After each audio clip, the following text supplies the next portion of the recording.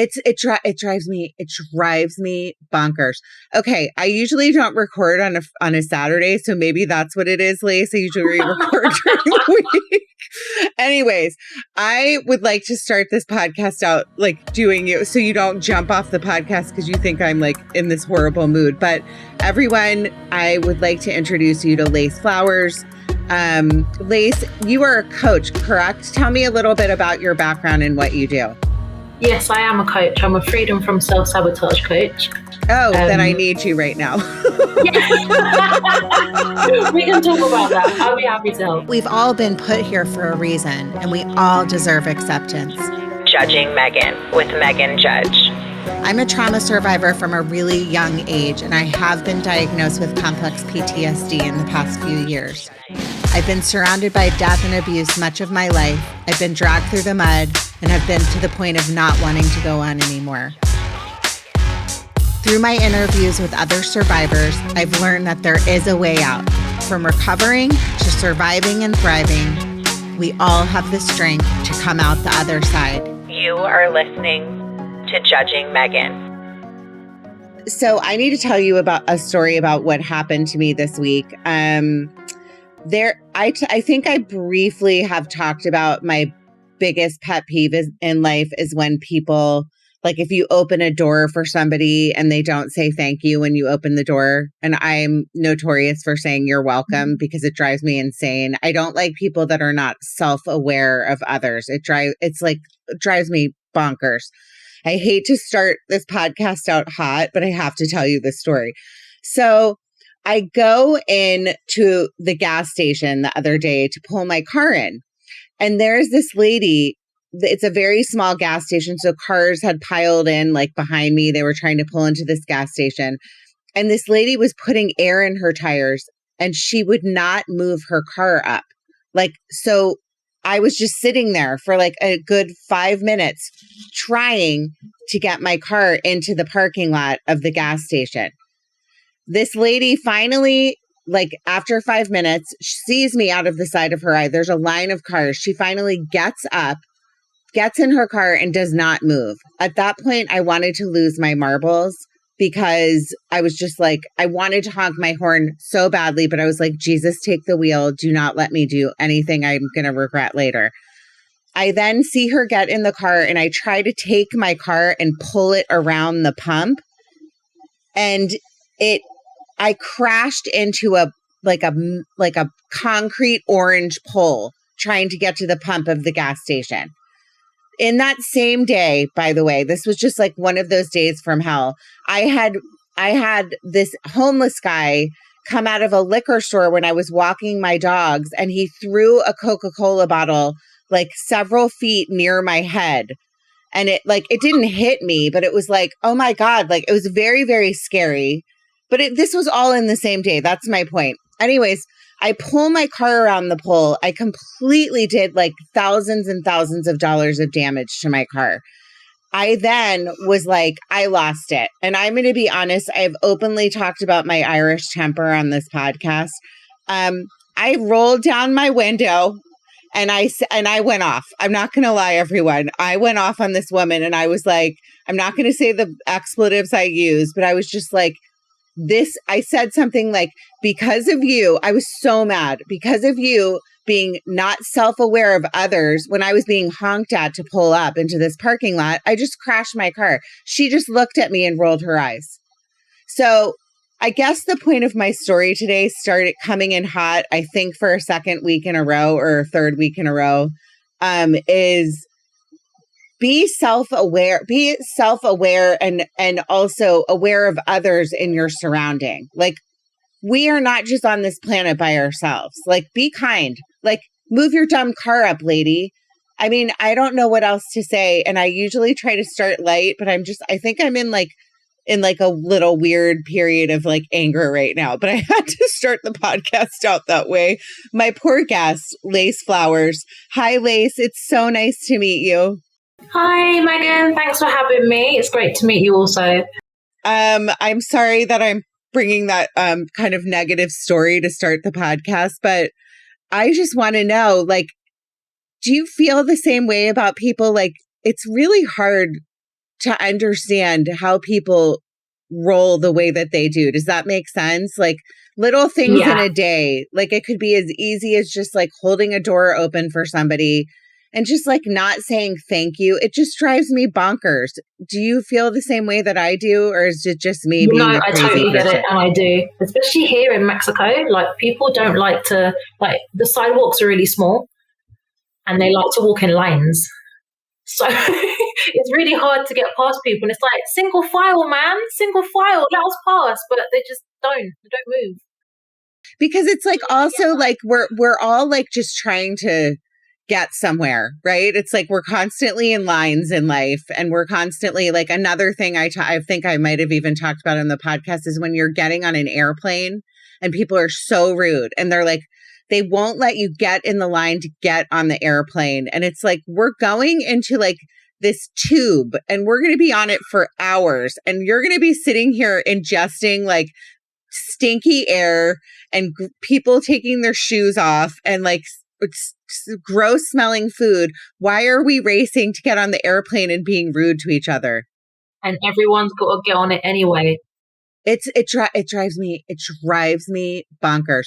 Okay, I usually don't record on a Saturday, so maybe that's what it is, Lace. I usually record during the week. Anyways, I would like to start this podcast out like doing it so you don't jump off the podcast because you think I'm like in this horrible mood. But everyone, I would like to introduce you to Lace Flowers. Lace, you are a coach, correct? Tell me a little bit about your background and what you do. Yes, I am a coach. I'm a freedom from self-sabotage coach. Oh, then I need you right now. We can talk about that. I'll be happy to help. Okay, go ahead. My background is actually in mental health and like forensic science, like sciences. That's what I did at college. That's what I did at university. And the reason I actually went into mental health was because I lost someone very close to me to suicide. And after I sort of made my way through that, I thought, I want to help people who were in similar situations to hopefully avoid, these sorts of things happening in the future. I wanted to make a difference. But actually, I realized that nursing wasn't actually for me. The things that I was seeing going on in hospitals didn't sit right with me, and it sort of went against my moral code. So I ended up leaving and subsequently fell into coaching after having a near fatal car accident, which is quite a crazy story. Okay, well, let's get into your story. You're obviously telling my listeners and myself that you live in Mexico. If I am correct, that is not, you do not have a Hispanic accent. Am I right? No, I'm from the UK. I was born in London. And I came here 7 months ago. Tell me before we get into the story. Tell me about your childhood. Tell me about growing up and where you're from, and a little bit about you. Okay, well, I was born in London to my mother, single mother, and I grew up on a council estate. I'm not sure if you know what council estates are, but they're essentially just a small community of like high-rise buildings. And they're sort of seen, for people that are poor, who are probably going nowhere in life, and they don't have a good rep. But I had the most wonderful childhood growing up there. My grandma looked after me a lot because my mum was always working. And I had lots of friends and we had loads of fun. It was a wonderful place to grow up. It really, really was. I think the only thing that was a bit crap is that my mum got into a relationship with a chap when I was about 4, who was an alcoholic. And to this day, he still is. And his children were not very pleasant, and one of them was quite abusive towards me. So that was hard to deal with at sort of 8 until 15. But other than that, my childhood was great. I had a lot of fun. I traveled a lot. I went to a lot of different countries, Jamaica, Barbados, Germany, Spain, all with my grandmother. She took me everywhere. So we had a lot of fun. When you say abusive, like physically abusive? Yeah, sometimes. I remember a particular time I went to his house because they lived with their mother, and he wanted me to perform a sexual act with his friend, which I didn't want to do. So he choked me out until I blacked out. Oh my God. I am so sorry. It's like, It's just one yeah, it's awful. So were you able to tell someone or? No, I didn't tell anyone about the things that he would do to me until I was 18. And was that out of fear? What was that? What was the reason behind No, that? funnily enough, because of I think was my sort of abusive background, especially with him, because it was also sexual stuff that would go on. I think you end up attracting that sort of stuff as you grow up, because that's what your subconscious imprint is. So as I grew up and became a teenager, I would attract abusive partners.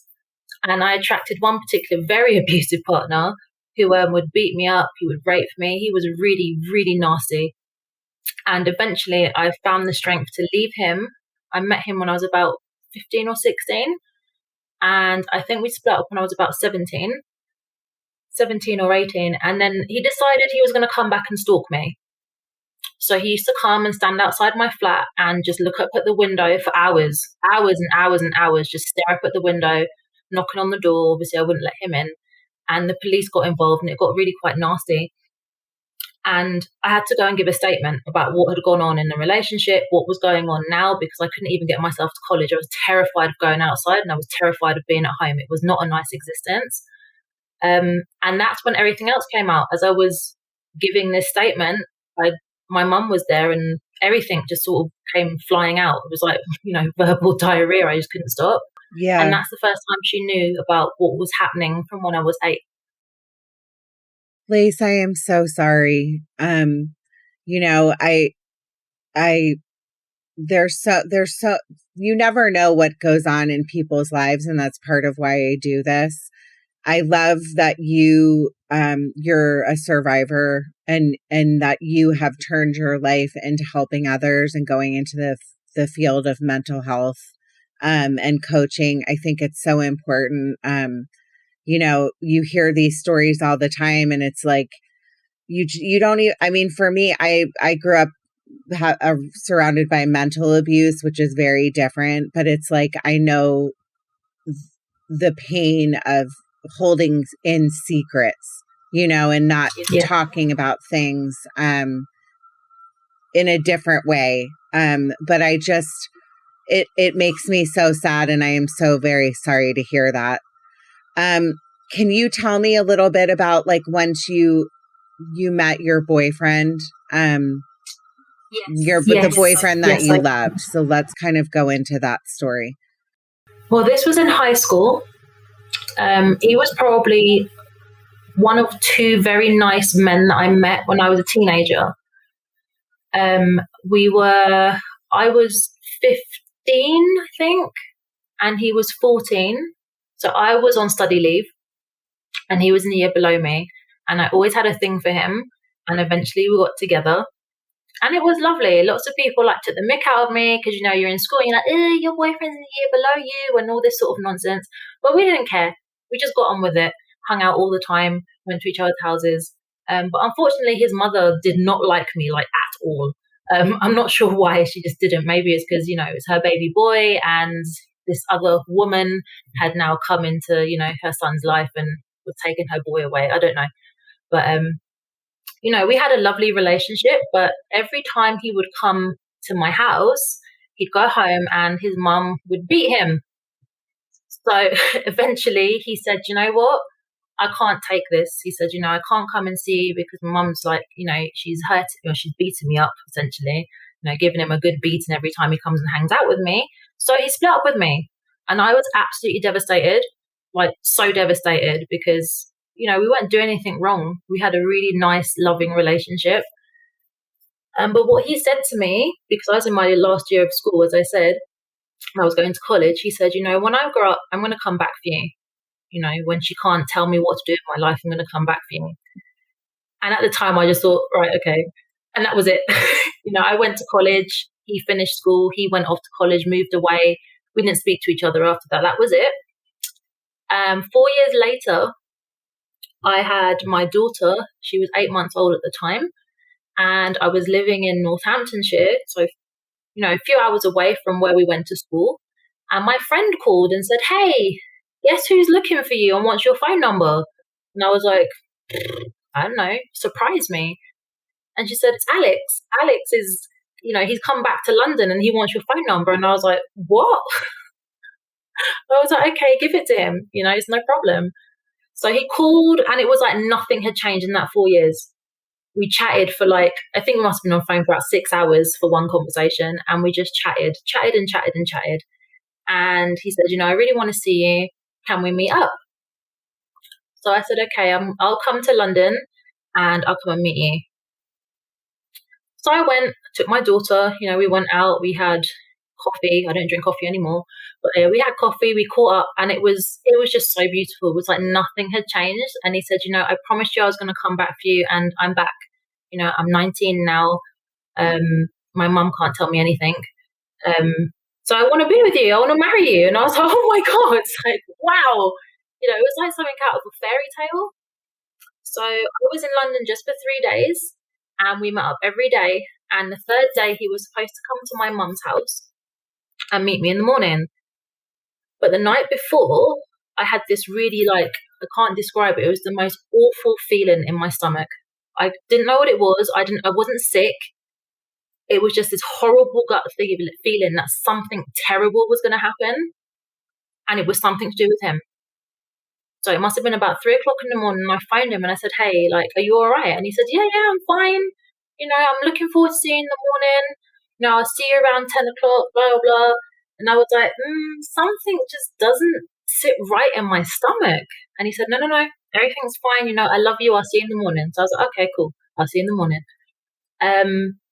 I woke up the next day and I remember looking at the clock and it was about 3 minutes to 10. And I thought, something's not right. Not only is he not here, so he's late, but something just doesn't feel right. I felt really sick, really sick in my stomach. So I left it for a little while and then I phoned his phone, no answer. Text him, no answer. Phoned his sister and she said, he went out this morning for a walk, but he's left his bus pass, his keys, his phone, everything is still here. And I thought, well, that's really unusual. Who goes out without all this stuff? And she said, when he comes back, I'll call you. No phone calls. So I decided maybe I should go out to his area and check parks. And, maybe, he was feeling down or something and had gone out and just sat on a bench somewhere. Called some friends and asked them to go out and have a look in the local area too. No one can find him. I can't find him. So I'm supposed to go home this day. So I'm getting ready to go home. I'm in the car going up the M1 on the motorway and my phone rings. And his sister says to me, a body of a black male has been found at Northolt Park train station. And I just knew it was him. She didn't even know it was him at that time, but I knew it was him. And it was confirmed a few hours later that it was him and that he had jumped off the bridge onto the train line and he died. I am so sorry. Was there any so you didn't have any warning? You knew he was suffering with depression, I'm assuming. Was his mom involved? Was there something that set him off? You had no sign whatsoever. Nothing. Not a clue. This guy was happy. He was smiling. There was just nothing. And you had only just been back Absolutely together, not. Right? You just were back together for a short period. Not even 3 days. Yeah. Mm-hmm. Wow. Did you ever find out did he leave a note? Was there anything he said? Not that I know of. No. Later on, it came to light that he was suffering with depression. His family told me that, but I didn't know. And that he'd had a really hard time after moving away to Birmingham, and he was really sporty. So he's playing lots of football, and I think there was some sort of injury that stopped him from being able to do that. So that had a big impact on him. But I didn't know any of this. And this is all secondhand information I found out after. So that must have affected him to the point where I think how I sort of interpreted it is he may have planned this and he came back to sort of tidy up unfinished business and say goodbye to people, because I can't understand it any other way. But I had no idea. Yeah. And it just like must have reopened such a traumatic wound for you of the abandonment of losing him, right? It did. It destroyed me. Absolutely destroyed me. I don't think I've ever cried so much in my life. I cried and cried and cried until I literally didn't have any tears left. I just didn't know what to do with myself. Yeah. Tell me what you did next. Like, tell me like what happened in your life and kind of like what direction you went with this. Well, after that, I returned to London to go to the funeral, which was a horrible experience because his mum like tried to say, oh, you're the last person that he spoke to. It must have been something to do with you, and tried to blame me. And I blame myself because I felt something was wrong, and I felt like I shouldn't have allowed him to talk me into, no, I'm fine. But there was no reason for me to disbelieve him other than the feeling that I felt. But yeah, they completely disregarded me at the funeral, pretending I didn't even exist. It was really, really painful. It was the most horrible day of my life, actually, other than finding out that, he passed away. And they invited me to view his body and then just ignored me. So I didn't even get that opportunity in the end. So yeah, my life after that, after going through that experience, just went downhill. It really did. I became seriously depressed, very withdrawn, not eating anything, and wanting to go the same way myself. I felt suicidal. I ended up on a lot of drugs, not recreational drugs, but a lot of antidepressants. So many, ridiculous. Like, I've tried them all, and nothing helped because I was traumatized. I wasn't like sick, if you know what I mean. I was traumatized and I needed somebody to help me through my grief and what had happened, not to just, drop pills down my throat and go, you'll be all right. And I did attempt to take my life on 2 or 3 occasions. Sorry to interrupt you, but it's so true that in situations like this, it's like certain doctors might just push drugs just as a band-aid, but it's not going to get to like the inner wounds and like your deep wounds, which not only were your wounds of abuse and abandonment, and then the trauma of like being almost blamed by this horrible woman. She sounds horrific, the mother, She wasn't pleasant. Yeah. So you were kind of going through the motions and trying to grieve and dealing with all this stuff, and then being put on pills. And what did you do to kind of like get yourself out of it? I took a lot of pills for a long time. This was in 2009 this happened. So I was on a lot of drugs, the pharmaceutical drugs, and seeing psychiatrists for about a year. I went through talking therapy, which I didn't find particularly helpful at all. It just sort of just kept reopening what had happened and wasn't helping me to heal. And my biggest question was why? I wanted to know why he would do this to me. I was so angry because it was like, you promised to come back for me. You came back and then you just went away. Like, that's not fair. You can't do that. Mm-hmm. Obviously, that's exactly what happened. And I had to learn to live with that. So in 2010, I was in my psychiatrist's office and I remember saying to him, look, I'm ready to do something else now. I'm sick of being in and out of hospitals. I'm not in a place where I want to harm myself anymore. I want to do something with my life. I said, I want to go into mental health nursing. And he said, absolutely, I'll support you to do that. He wrote a note on my application to say that I was well enough to do it. I came off all of the drugs and I went into mental health nursing. And like I said, I quickly realized that wasn't what I wanted to do. I wanted to support people, but not in a medical setting. Mm-hmm. I thoroughly enjoyed what I was doing most of the time. But some of the things I was seeing and some of the ways that nurses were acting and doctors and what I call them, anesthetists, because we were still giving people ECT, electric shock therapy, which is just horrific, against their will, because we had them on Section 3s. Apparently it was okay, but for me it was not okay to do that to people that don't want it. But those sorts of things I was seeing and the attitudes I was seeing, I was like, I can't do this. I don't want to end up like this. I don't want to be these cold, horrible people that I'm working with, who are apparently trying to help people. I was like, this isn't me. And that's when I had the car accident, funnily enough. So it completely stopped me in my tracks. I didn't want to do it. I wasn't sure how to get out of it. And the universe pretty much said, okay, I'm going to make it stop, but it's going to hurt. So I had this accident. It was a head-on collision at about 40, 50 miles an hour, which wasn't my fault. It was a crazy situation that happened. But I broke my left femur, ended up with a fat embolism on my lung, and was in a coma for 8 days. So yeah, it was a close call. I almost died. They called my family and said, we don't think she's going to make it. But obviously I'm here because I'm telling the story, so I made it. And this time, because I'd woken up in hospitals before after taking overdoses after what happened to Alex, this time I woke up and I was so grateful to be alive. I was like, oh my gosh, I've got another chance. And that's when I decided I was going to completely turn this around. I'm going to do something amazing with my life. I'm going to take it forward. I'm going to use everything I've been through and bring that with me to do something positive.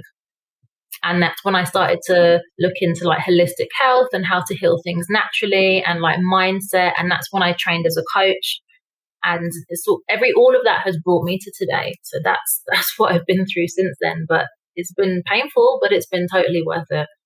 It's always interesting. Like I say, life is a series of tests, and like we go through things in life, and this is just what I believe. And it's, to me, like, why do some people have to go through so much to get kind of to the other side? I mean, it's like, I know for myself, I don't think I'll ever be fully healed from stuff that I've gone through in my life. It's every day is like, I wake up and I'm like, just trying to do the best I can. I know I still have so much work to do on myself to get to where I want to be.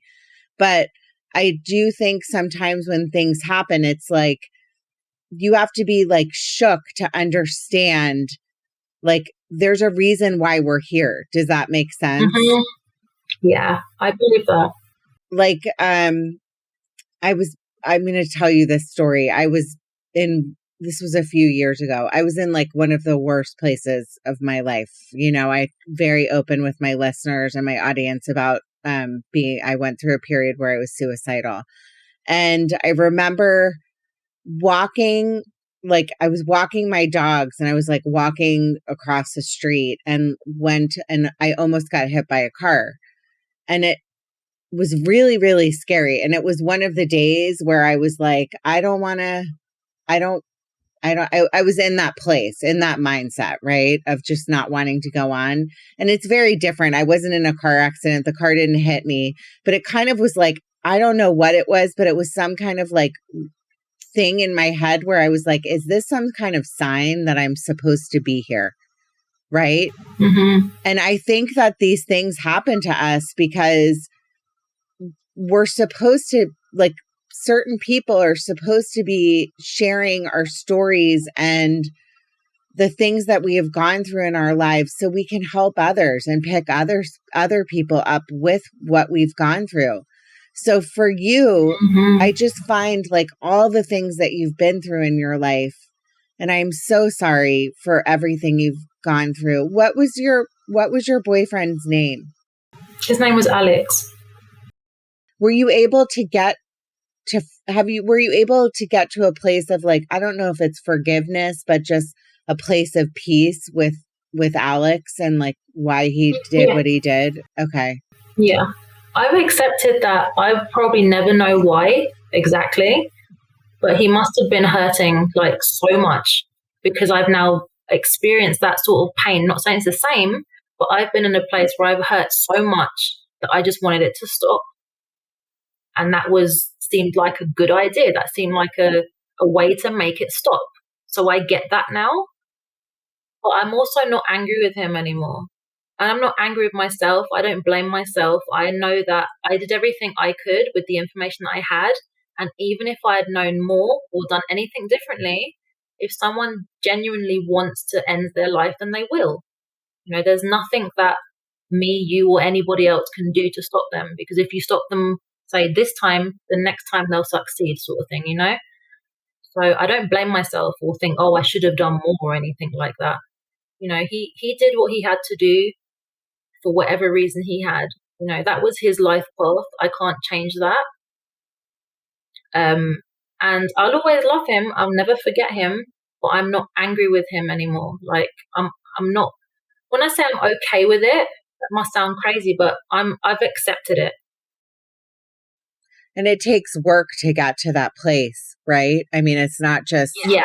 And it makes sense that, you know, with everything you went through in life, you know, I don't think anybody can understand a lot of times people that take their own lives are villainized, and people are like, well, you're so selfish. I can't believe you would do that. But people just that are not in that mind frame or have never been in that space. It angers me, and it angers all the family and the survivors that I know, to know that it's not okay to put like labels on people. It's that pain is nothing like people will ever understand unless they've been in those shoes.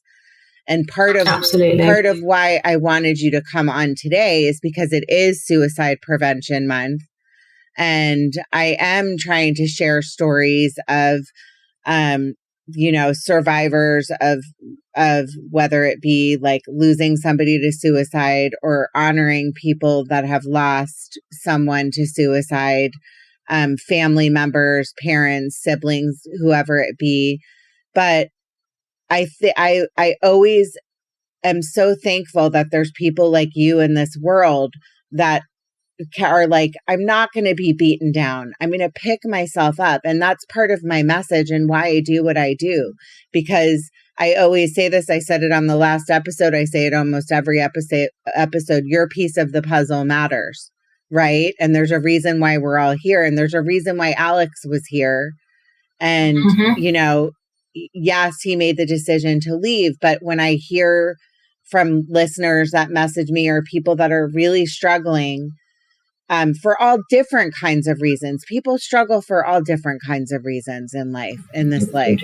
And I think that the best thing you can do, and why I do this every week, is to talk about it. Because the more that we normalize talking about Alex and what you went through, and being open about, you know, your struggles and being hospitalized and then turning your life around, you know what it does, Lace, is it gives other people hope. That if they are in those really, really dark places right now, like I was a couple years ago, or you were, you know, several years, or I don't know how many years ago it was that you were in your darkest place, but it makes somebody go, 2009. Well, okay, so that was a while back, but it makes others go, well, if they can do it, like I maybe can do it too. Does that make sense? Yes. And talking about it is so important, you know, because it's so easy to look out onto the world, especially with like social media, and think, oh, everyone's life is so perfect. And it's just not. You know, they're just handpicking the good bits. And, you know, everyone has their struggles. Everyone goes through stuff. And we should be reaching out to each other and talking to somebody about it, because sometimes just being heard makes things so much better. You don't need advice. You don't need to be told what to do. You just need to be heard. You need to get that stuff that's in here out. And then it doesn't feel so heavy anymore. 100%. And I think too, you know, I think that people that struggle, and you never know. Like I was at a party last night. I'm kind of like, maybe that's why I'm in a bad mood, because I'm not anymore, but I was when we started because I'm so tired. But sometimes when you go, like you just brought up, I call it my Facebook life. I'm always like, oh, I wish I had my Facebook life because it looks so great. You know, I look so happy. Yeah. But I think in my Judging Megan Instagram that I have now, I really try to be real on things. And I'm like, my life's not perfect. I might post pictures of myself and my kids, but like, I'm also going to post stuff about how I was really struggling and why I do all the things that I do. But it is so true. Like just being surrounded at a party, for example. And I was like looking around and I'm like, wow, like everybody's having fun and everyone seems so happy, or somebody might give you a dirty side eye or whatever it is. And you just really never know what someone is going through. You really honestly never know. Right. So that's why I think in this climate, I think people are getting better about it, but it is so important to talk about our struggles and how we got through things. Can you tell me about like what you do now and like how you help people? Tell me a little bit about that. Yeah, sure. What I do now as a freedom from self-sabotage coach is help people understand why they behave the way that they do, where their behavior sort of comes from, and how they can reprogram their behavior so their subconscious actions are working for them rather than against them. So we go right back to childhood and we have a look at, everything. We have a look at families, we have a look at siblings, we have a look at all the things that you've been through to understand how you've come to be where you are today and why particular patterns of behavior you may be noticing in your life are repeating themselves, because we can take it right back to where they began. And then we start to look at how we can rewire the brain and lay down new neural pathways so you can begin to leave that old behavior behind and put in new behaviors and new beliefs so you can start to move in the direction that you truly want to go in, rather than being pulled back all the time by old behaviors and old patterns, which is what we're wired to do. So it's all about learning how to dialogue with your subconscious mind and make it work for you rather than against you. But it's not just about childhood. We don't just look at childhood. That's a big part of it. But we look at everything from diet to lifestyle, and it's a holistic approach to changing your life for better health, better wealth, better relationships, and better inner self-talk. So there's a lot of mindset stuff going on there as well, but it is transformational. How long have you been doing this? I qualified in 2020, and I really started doing all this stuff probably about a year ago now. Yeah, that's when it started. And the reason it really began is because I went through the process on my own and transformed myself, although I've been doing a lot of transformation over the years anyway. But I was in a very unhappy marriage, which I began to realize is actually quite abusive. And I'm seeing those patterns again from childhood, attracting those abusive partners and abusive situations. And I decided it was time to free myself. I was financially dependent. I was completely stuck. I had nothing. Didn't have my own money, no savings. I was literally just in a place where I could just stay where I was and nothing else. And I thought, I'm not doing this anymore. I deserve so much more. I deserve to be happy. I deserve to be free. And the only person that can give me that is me. So I decided I was going to start my online business. I was going to launch my coaching business. And I decided, you know what, I'm going to Mexico. And at that time, when I made that decision, I had nothing, no money. I didn't even have a passport. My kids didn't even have passports. They'd all expired. And then my baby daughter didn't even have a birth certificate at that time. So when I said and verbalized, I'm going to Mexico, and apparently I didn't like Mexican food because the Mexican food in the UK I didn't like. So I always said, I don't like Mexican food, and I've never been to Mexico. Everyone just looked at me and was like, are you crazy? How are you going to do that? And I was like, the how is not my business. All I need to know is what I want and then start taking steps towards it. And that's exactly what I did. And now I'm in Mexico with 2 of my children. I support myself. So yeah, everything that I said I was going to do, I did it. And I'm no longer in that marriage. I'm no longer in that relationship at all. And I'm so happy. Wait, I'm actually floored. You put this, you're like, I'm going to a country I've never been to. I am going to pick myself up and move there. How long did it take once you said that for you to actually go? 6 months. Wow. And how old are your kids? My youngest is 1 and my eldest is 13. That's unbelievable. So what part of Mexico are you in? I'm currently in San Cristobal, which is the south of Mexico, not too far from the Guatemalan border.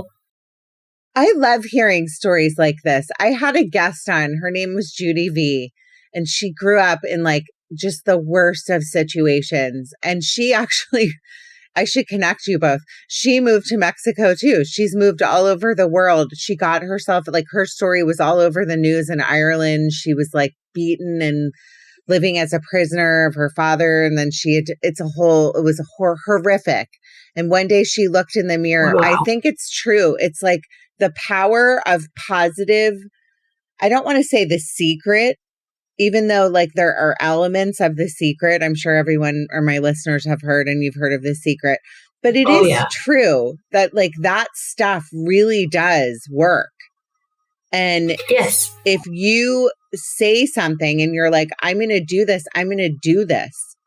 It's crazy to me that you did that quickly. Yeah, it's amazing what you can manifest. Yeah. Tell me about your life now. So are you happy? Are you like, you're living there with your 2 kids? Do you like Mexican food? Children. I do like Mexican food. There's nothing like what they said it was in the UK. Like, chili con carne is not a thing. Like, you ask for that here and people look at you like you're mad. Like, what is that? And I'm like, my husband likes chili con carne. Yeah. That's so funny. So the food's amazing. But no, I am happy. I have 3 children though. My son is still in the UK. He did come out with me originally, but his dad wanted to take him back, and he wanted to go as well. So he's back in the UK, and I hope that he'll come and join me again in the not too distant future. So that's quite hard. But no, I am really happy. I'm happy that I'm free from just being in a really horrible, abusive sort of relationship. You know, I'm just so much happier. I'm just so free. You know, I do what I want. I have a beautiful apartment, which I've only been in for a month, but I'm moving into a wood cabin with a wood burner in the mountains next month. And, you know, life is just beautiful. I do what I want, when I want, with who I want, and I have my own money to support me. And we just live a very peaceful, chilled out life, but we smile and we laugh every day. And that's what's really important. It's those little things, you know. I don't have to worry about anything. You know, is it clean enough? Are we good enough? Are we behaving well enough? Like, I don't have to worry about these things anymore. Yeah, it sounds like just, I mean, there's things that you can manifest in life and you can be free. And just hearing your story, I hope is giving my listeners hope, you know, that there is other ways out. And there is like, you know, when you're in your darkest times of your life, like look at you, for example, like you picked yourself up, you moved on, you have a whole new life in Mexico, you have your kids with you, you have your own money. You know, if you're listening and you're in your darkest times, I always say your brightest day is ahead of you. You haven't had your best day. So if you are struggling mentally, reach out to somebody. Like you pointed out earlier, cognitive therapy is not for everybody. You know, there's all different kinds of therapy. No. I myself, I've touched on, was doing EMDR. I'm interested in talking to you about what you do. There's all kinds of ways to heal our wounds, especially our wounds from childhood. Because what I believe is most things stem from our childhood, whether we choose to be in relationships, whether we choose certain friendships, it's all based on patterns, which is what you had just pointed out a little while ago. So where can my audience or my listeners, if they want to contact you, where can they reach out to you? I'm mostly on Facebook. So if you just send me a friend request at Lace Flowers on Facebook, you'll find me. I don't believe there's any other Lace Flowers is. I love your name. Do have 2 profiles. Okay. So at Lace Flowers. Yeah, you're looking for the one with the banner that says freedom from self-sabotage. Okay, well, I love that, and I love your name. It's such a cool name. Thank you. Lace, it was a real honor to meet you. I'm so grateful that we got this, we were able to schedule you in. I want to kind of close the episode by saying how I think it's so important that if you are struggling, this is Suicide Prevention Month. That's part of why I am trying to have people's stories on, and especially survivors, so they know like it's okay to go on. And this whole month, every episode is in honor of, you know, families that have lost someone. And I'm just so happy that you decided to stay. Lace. Yeah, and me too. And I'm so happy that I decided to stay. And if you're listening to this, the world needs your piece of the puzzle. And Yes. thank you so much for coming on. Everyone, be happy by making other people happy. Judging Megan with Megan Judge.